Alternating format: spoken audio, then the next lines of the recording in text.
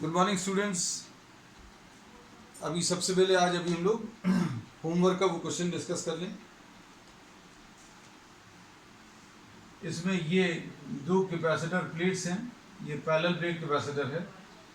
इसमें डाइलेक्ट्रिक की जो फिलिंग की है, it is filled such that half of the area और half of the space is filled by K1 and the remaining half is filled by K2। ये ऐसा कुछ फिल किया है। अब इसमें इक्विवेलेंट डाइलेक्ट्रिक कांस्टेंट कितना आएगा ये निकालने को दिया था। तो इसको अभी हम लोग ऐसा कह सकते हैं, ये पूरी एक प्लेट है, this is one single plate, this is the second plate. ये क्या किया, ये दो प्लेट्स हैं और इन प्लेट्स के बीच का जो स्पेस है, अगर हम लोग ऐसे में फिलिंग करते तो जितने साइज की प्लेट है उतने ही साइज का डाइलेक्ट्रिक अभी हमें इंट्रोड्यूस करना पड़ता है। एक यहाँ पर लगा दिया, एक यहाँ पर, जैसा अभी हमने पिछले केस में लिया। अब फिलिंग अगर ऐसे में की है तो पूरी प्लेट के साइज के बराबर आपको डाइलेक्ट्रिक नहीं रखना। जैसे सपोज आपने इतने हिस्से में फिलिंग करी है तो क्या है, इतने साइज की अगर प्लेट है तो इसके आधे साइज का एरिया वाला डाइलेक्ट्रिक आपको इंट्रोड्यूस करना पड़ेगा। मतलब अभी हम लोग इसमें ये बोलेंगे, this can be converted into, suppose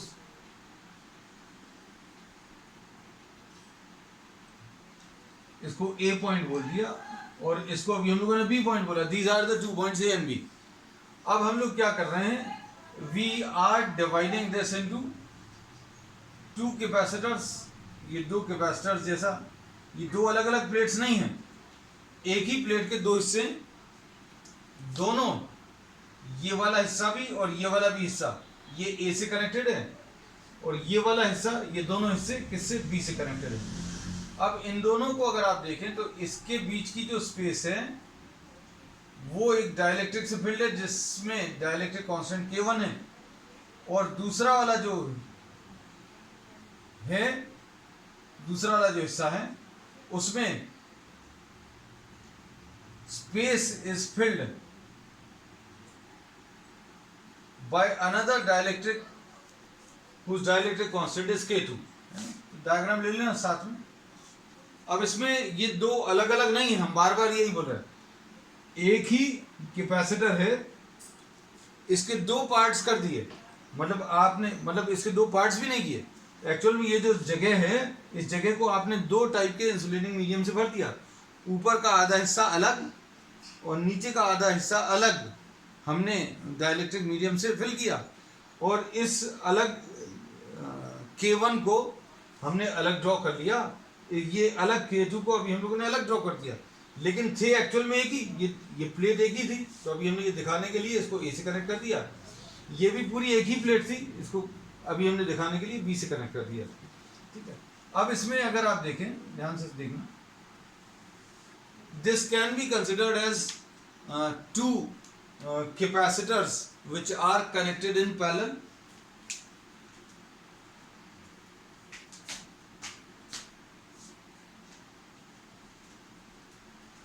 to capacitors connected in parallel में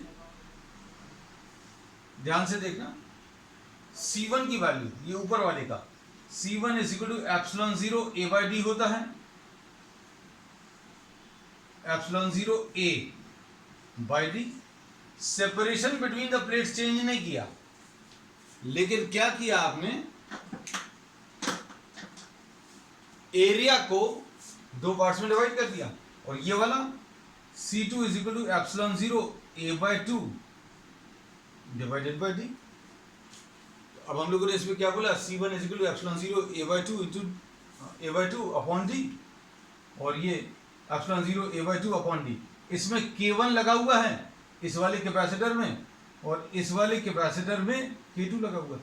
क्योंकि K1 और K2 का क्या करते हैं, अभी हमने आपको बताया कि जहां पर भी एप्सिलॉन 0 लगा है वहां पर आप K1 लिख देते हैं, यहां पर भी यही करेंगे, C2 will be equal to K2 into epsilon 0।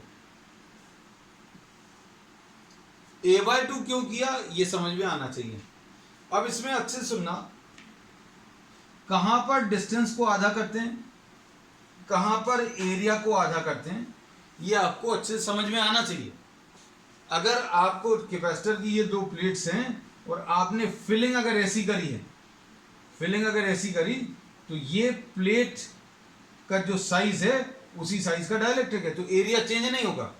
लेकिन ये जो सेपरेशन था दोनों प्लेट्स के बीच का, वो आधा कर दिया। ये d/2 पहला डाइलेक्ट्रिक और d/2 दूसरा डाइलेक्ट्रिक। ये पिछले प्रॉब्लम में डिस्कस किया था, लेकिन इसमें फिलिंग ऐसी नहीं की, तो मतलब यहां पर डिस्टेंस आधा होगा, एरिया सेम रहेगा। लेकिन अगर फिलिंग आपने ऐसी कर ली, ऐसे में, तो क्या होगा, डिस्टेंस तो चेंज नहीं हुआ दोनों पार्ट्स में। इस पार्ट का डिस्टेंस और इस पार्ट का डिस्टेंस भी सेम है, लेकिन क्या चीज चेंज हो गई, एरिया ऑफ द प्लेट। ये पूरी प्लेट का एरिया अगर a है तो ये a/2 और ये a/2, ऐसा कुछ आएगा। अब देखो C1 और C2 जो है ये कैलकुलेट कर लिए। C1 and C2 are in parallel.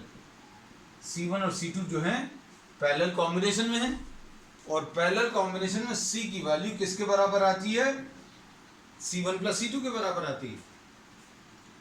अब वैल्यू सब्स्टिट्यूट करो।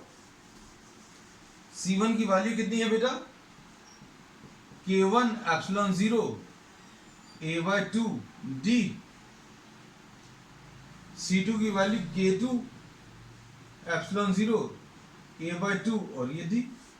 इसमें क्या चीज कॉमन आ जाएगी, एप्सिलॉन 0 a/2d कॉमन,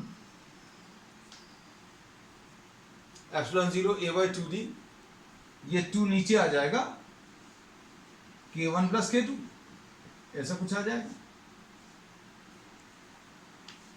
अब इसको अभी हम लोग अगर वैसा लिखें, C equal to epsilon 0 a/d तो है, ये क्या आ गया, K1 plus K2 divided by 2।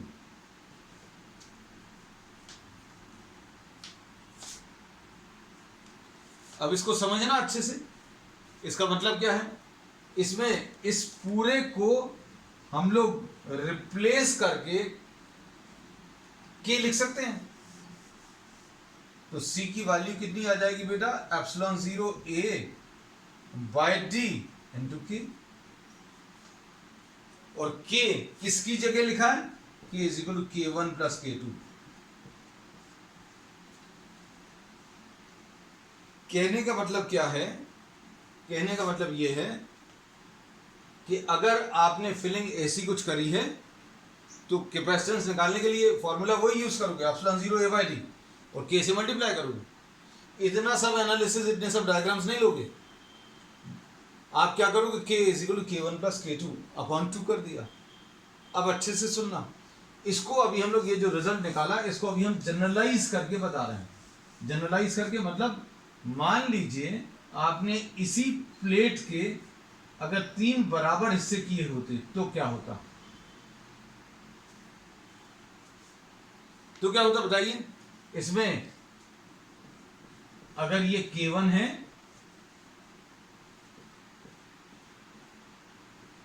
लिख लेना ये भी, और ये तीसरा वाला K3 है, तो क्या होगा, K की value K1 plus K2 plus K3 divided by 3 आ जाएगा। K1 plus K2 plus K3 divided by 3। अगर ये 4 फिलिंग अगर होती तो K1 plus K2 plus K3 upon 4 आ जाता। अब ये अपॉन 3 क्यों आया, क्योंकि ये पूरी प्लेट जो है 3 पार्ट्स में डिवाइड हो गई। a/3 इसका एरिया आ जाएगा, a/3 इसका एरिया आ जाएगा। तो जहां जहां पर ये a/2 लिखा है वहां पर a/3 आ जाएगा, और a/3 अगर आएगा तो C की value epsilon 0 a upon d into K आएगा, और K की value K1 plus K2 plus K3 divided by 3, ऐसा कुछ मिलेगा। ठीक, तो अब हम लोगों को ये पता चल गया कि कैपेसिटर्स में डाइलेक्ट्रिक्स को कैसे कंबाइन करते हैं। सबसे पहले तो अभी हमने ये सीखा कि कैपेसिटर्स को कैसे कंबाइन करते हैं। तो कैपेसिटर्स को कंबाइन करने का फॉर्मूला क्या है, पैरेलल में कंबाइन करना तो C1 प्लस C2, और सीरीज में अगर कंबाइन करना तो 1/C is equal to 1/C1 plus 1/C2। और डाइलेक्ट्रिक की फिलिंग अगर कर रहे हैं, अच्छे सुनना,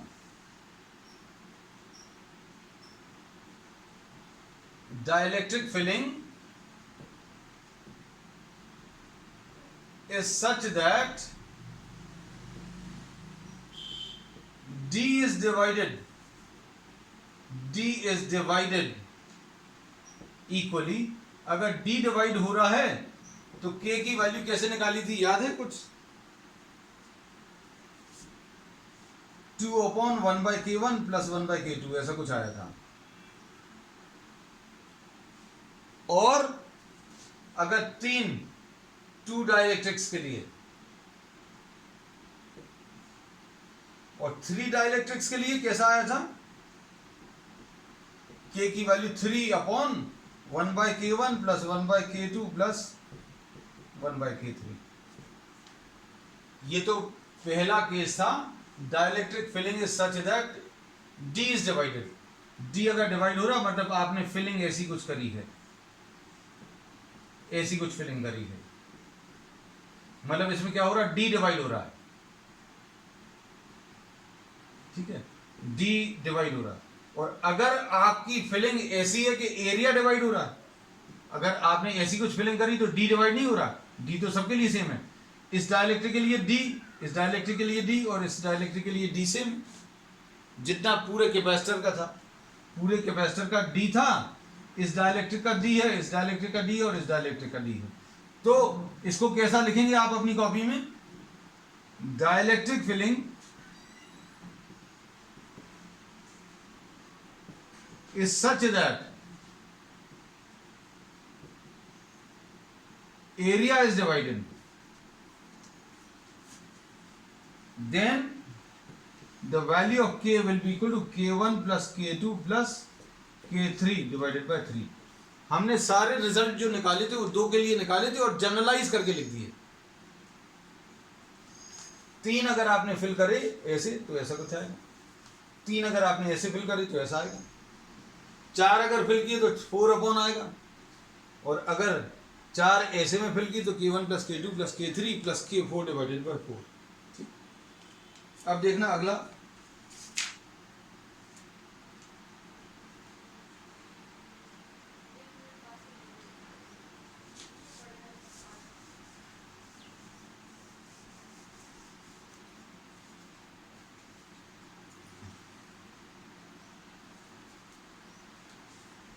अगर आपने फिलिंग ऐसी कुछ करी,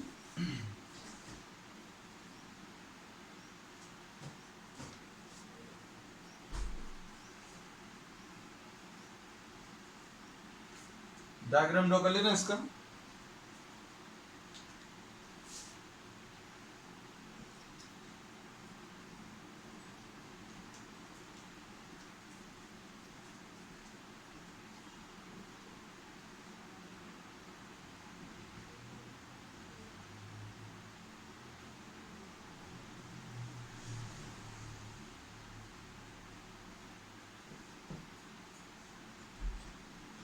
ये D/2 है और ये वाला भी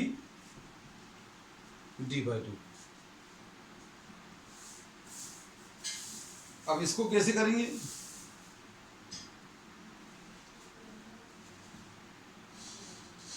इसमें इसको करने का तरीका क्या रहेगा बेटा? देखो,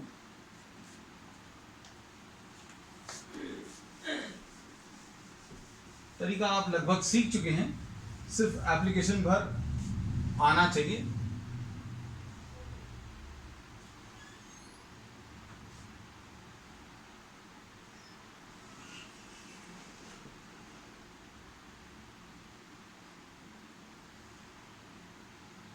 ये देखो, अभी हमने डायग्राम बना लिए सेपरेटली।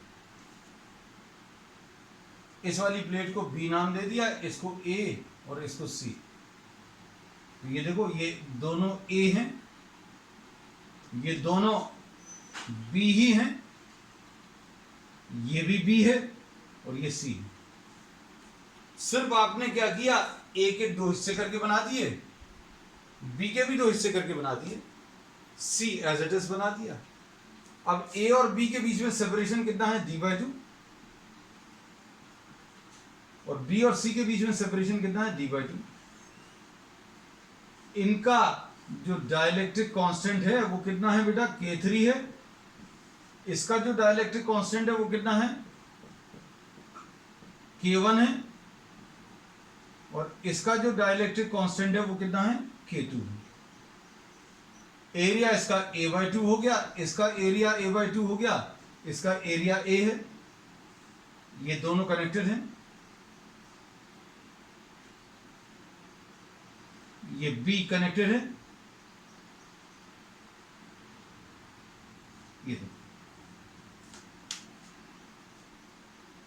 ये देखो ये दोनों प्लेट तो एक ही हैं। कनेक्टेड का मतलब क्या है, ये दोनों प्लेट तो एक ही हैं। ये दो अलग अलग बनाई है पर ये दोनों एक ही है, तो ये दोनों को एक ही दिखा दिया। फिर ये दोनों भी एक ही हैं। ये दो अभी हमने अलग अलग करके बनाए, K1 का ये हिस्सा और ये वाला हिस्सा, ये है तो एक ही, तो अभी हमने एक जगह पर मार्क कर दिया। और ये B जो है, पहले अभी हमने इस वाले डायग्राम के लिए अलग बनाया, इस वाले डायग्राम के लिए अलग बनाया, लेकिन है एक ही। ये एक ही कैसे दिखाया, आपने इसको कनेक्ट कर दिया, B और B को कनेक्ट किया। अब कैसा कनेक्शन दिख रहा है, ये वाले दोनों कैपेसिटर्स पैरेलल में दिख रहे हैं और ये वाला कैपेसिटर उसकी सीरीज में दिख रहा है। ये दोनों पैरेलल में कैसे, पैरेलल क्या कहलाता है कि दो कैपेसिटर्स लिए, दोनों की एक एक प्लेट एक पॉइंट पर और दोनों की दूसरी प्लेट किसी एक और पॉइंट पर कनेक्ट कर दी। अब क्या कर सकते हैं, अब कंबाइन कर लेना। किस किस को कंबाइन कर लें, सपोज इसको नाम C1 दे दिया, इसको नाम C2 दे दिया और इसको नाम C3 दे दिया। तो पहले ये दोनों कंबाइन होंगे कैसे, पैरेलल में। पैरेलल में कैसे कंबाइन होंगे, C=C1 + C2। फिर उसके बाद क्या होगा, इसका जो आंसर आया वो इसके साथ कंबाइन होगा सीरीज में। तो इसको कैसा लिखेंगे, 1/C' will be equal to 1/C + 1/C3। ऐसे अभी आप फाइनल रिजल्ट निकालेंगे।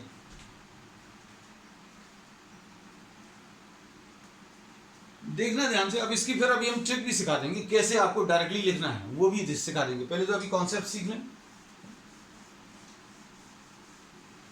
अब देखो C1 कितना है बेटा, C1 की वैल्यू K1 तो लिख लो, ε0 भी लिख लिया, A/2 लिख दिया और नीचे क्या, इन दोनों के बीच का सेपरेशन d/2। तो ये कितना आ गया बेटा, ε0 A/d, K1 ऐसा कुछ आ गया, C1 सॉरी। अब C2 कैसे आएगा, C2 भी बिल्कुल ऐसे ही निकाल लो, K2 × ε0 × A/2 अपॉन कितना, d/2। ये कितना आ जाएगा, ε0 A/d आ जाएगा K2 के साथ। और C की value C1 + C2, C1 + C2 अगर आप ले लें तो ये कितना आ जाएगा, K1 ε0 A/d + K2 × ε0 A/d। मतलब कितना आ गया बेटा, ε0 A/d कॉमन आया, इधर कितना बचा, K1 + K2। नोट कर लो जल्दी से।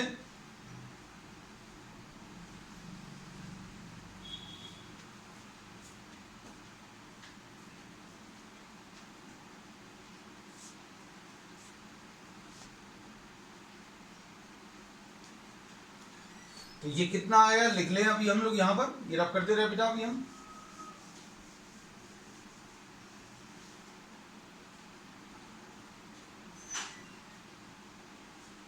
C की वैल्यू कितनी आ गई बेटा, ε0 A/d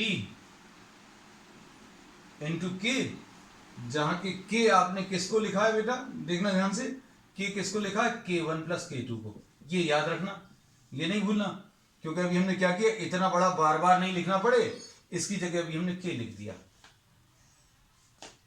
अब क्या किया, C1 और C2 को कंबाइन कर लिया, C1 और C2 को कंबाइन कर लिया। अब ये इसके साथ कंबाइन होगा, ये C जो है इस C3 के साथ कंबाइन होगा और फॉर्मूला ये है। तो 1/C' will be equal to 1/c plus 1/c3, ऐसा कुछ कंबाइन होगा।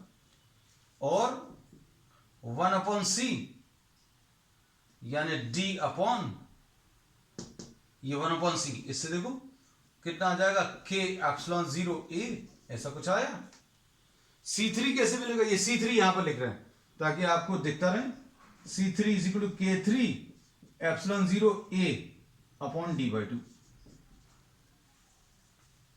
इसमें a चेंज नहीं हुआ क्योंकि प्लेट का साइज तो पूरे में एक जैसा है, इसलिए यहां पर a/2 नहीं किया, a/2 सिर्फ यहां पर किया था, a/2 सिर्फ यहां पर, ये देखो a लिखा हुआ है अभी भी,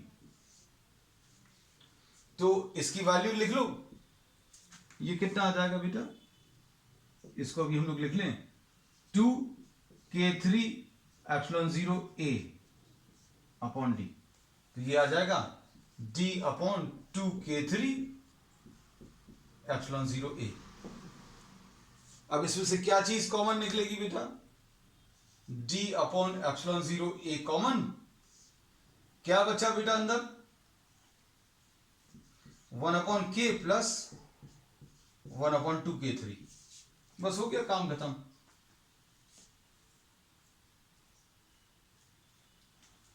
और इसको कैसा लिखेंगे,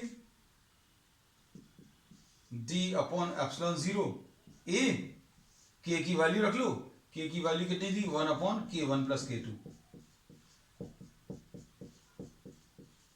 बहुत इंपॉर्टेंट कॉन्सेप्ट है बेटा ये।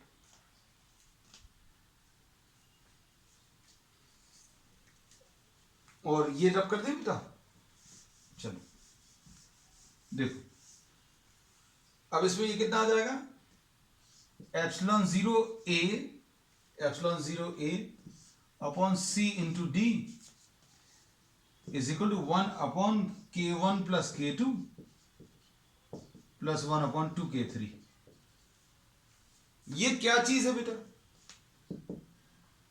c कितना होता है, c is equal to k epsilon 0a/d, ऐसा कुछ होता है। तो आपको किसकी वैल्यू निकालनी है, एप्सिलॉन 0a चाहिए अपॉन सी डी चाहिए, c भी इधर लिया d भी इधर लिया, तो ये 1/k। तो एक्चुअल में ये क्या चीज है, ये 1/k है। तो 1/k का फॉर्मूला क्या बन गया, 1/k1 plus k2 plus 1/2k3।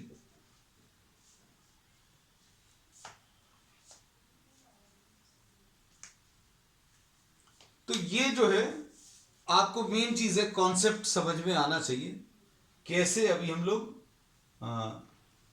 Dielectrics को कंबाइन करते हैं, है ना।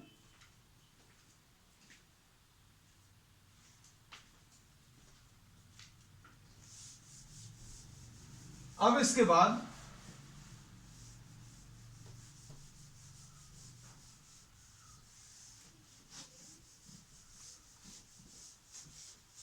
ये जो है कॉम्पिटेटिव एग्जाम्स में बहुत आते हैं इस टाइप के problems, combination of dielectrics for wheels, है ना। तो इसको अच्छे से कर लेना, स्कूल्स में तो आपको बताएंगे ही नहीं, बहुत सारी चीजें नहीं बताते हैं। अब next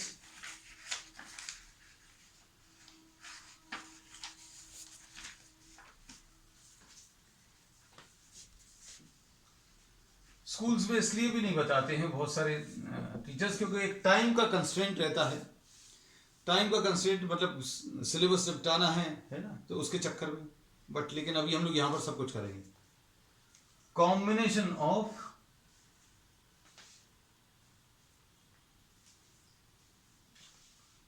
liquid drops,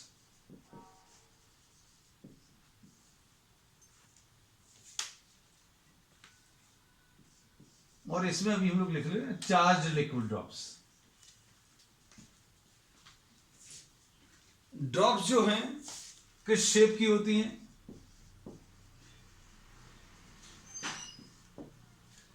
spherical shape होता है ना।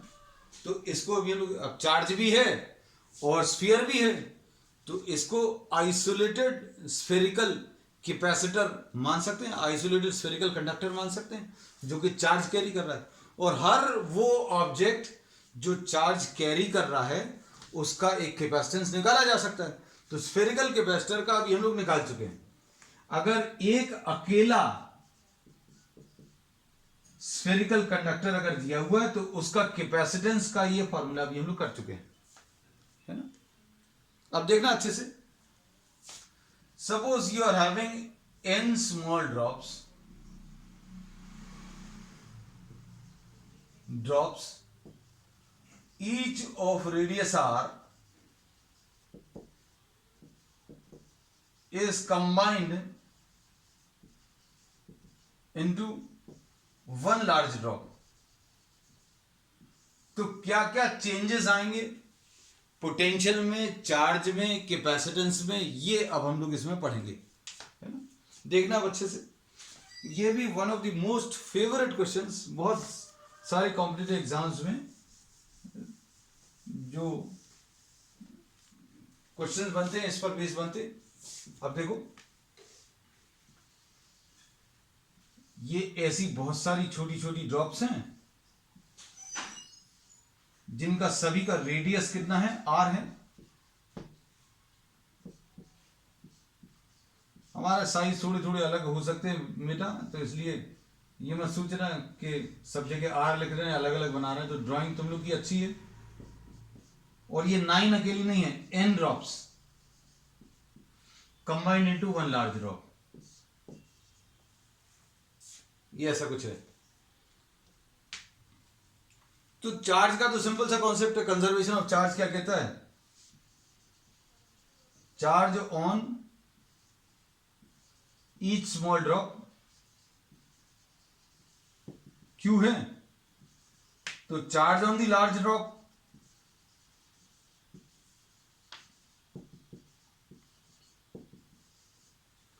n इंटू क्यू आ जाएगा। और इसको अभी हम लोगों ने कैपिटल क्यू लिख दिया। अगर एक के ऊपर 1 कूलम है, सभी को कंबाइन कर दिया तो 9 अगर कंबाइन किए तो 9 कूलम्स आ जाएगा, 10 अगर कंबाइन किए तो 10 कूलम्स आ जाएगा। हर एक के ऊपर चार्ज अगर 2 कूलम्स है तो 5 कंबाइन करेंगे तो 10 आ जाएगा, 10 कंबाइन करेंगे तो 20 आ जाएगा, 15 कंबाइन करेंगे तो 30 आ जाएगा। तो सिंपल, चार्ज अगर आपको निकालना है on the large drop, that will be equal to what, charge of 1 drop into the number of drops. ये हो गया। अब जब आप ड्रॉप्स को कंबाइन करते हैं तो क्या चीज चेंज नहीं होगी, वो भी हम लोग बता सकते हैं। Volume of n small drops will be equal to volume of the large drop. भाई अमाउंट ऑफ लिक्विड तो सेम रहेगा। अगर आपने ड्रॉप्स को कंबाइन किया तो जितना लिक्विड पहले था उतना ही बाद में आएगा, चार्ज भी वही है, चार्ज जितना पहले था उतना ही बाद में। अब देखो ये कितना आ जाएगा, n into 4/3 pi R cube, volume of 1 drop.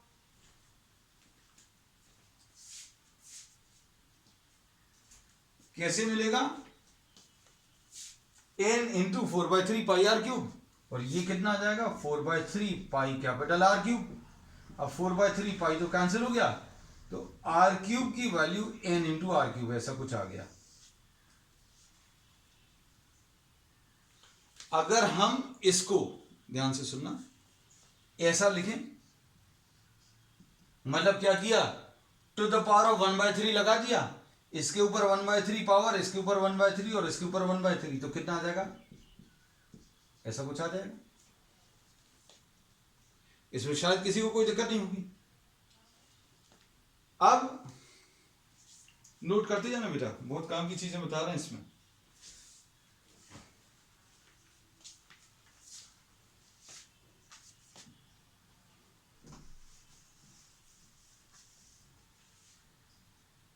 Capacitance और स्मॉल ड्रॉप CS लिख दे रहे हैं क्योंकि अब कुछ तो करना पड़ेगा, है ना। तो ये अच्छी चीज है, CS लिख दिया। Capacitance of small drop will B 4 pi epsilon 0 R, ऐसा लिख सकते हैं, है ना। अब इसके बाद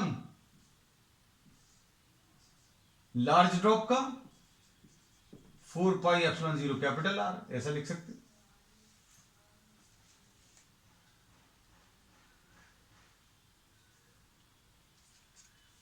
तो what will happen to the capacitance, capacitance अभी हम लोग बता सकते हैं। अब आगे चलें, देखो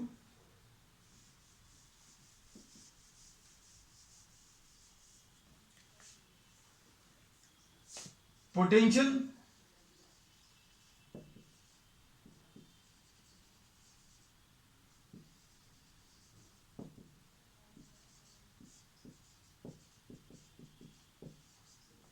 ऐसा लिख सकते हैं, Q अपॉन 4πε0r, चार्ज एक का और रेडियस एक की आएगी। अब देखो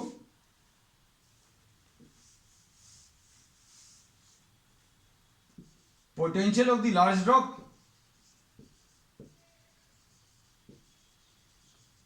ये कितना आ जाएगा,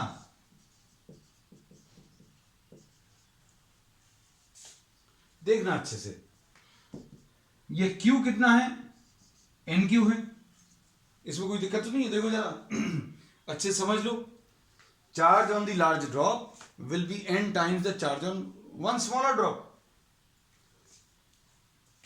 इसको VS लिख लिया, पोटेंशियल ऑफ स्मॉल ड्रॉप, और potential of large drop VL। Q को अभी हम लोग ने NQ लिख लिया, 4πε0। R को क्या लिखा, ये लिखा हुआ,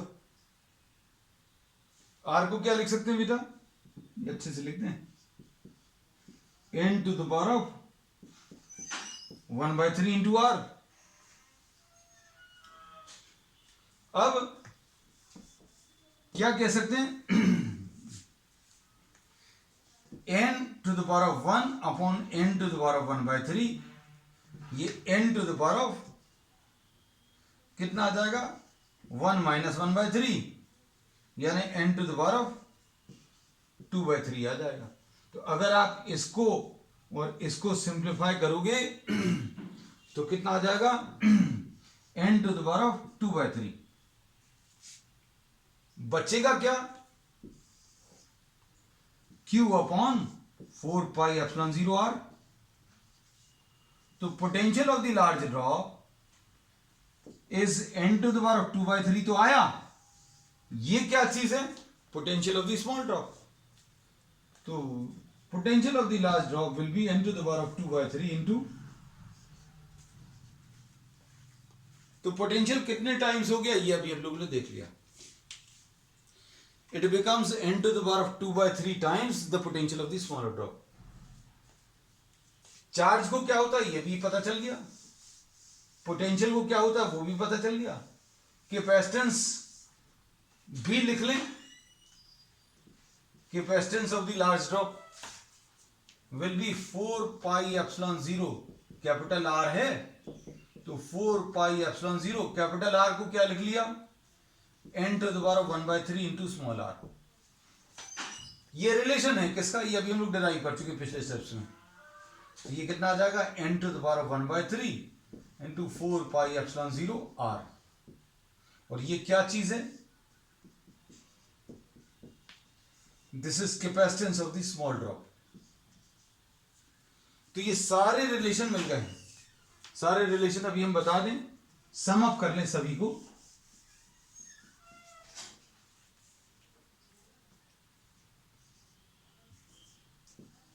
small drop, large drop,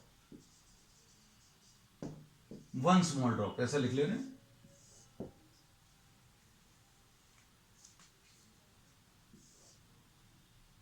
potential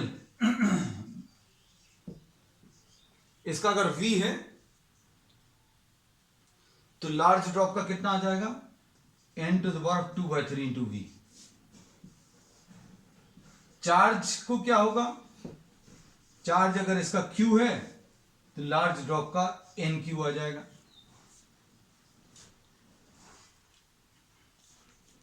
C अगर निकालना है तो C भी बता चुके हैं। अगर कैपेसिटेंस देखें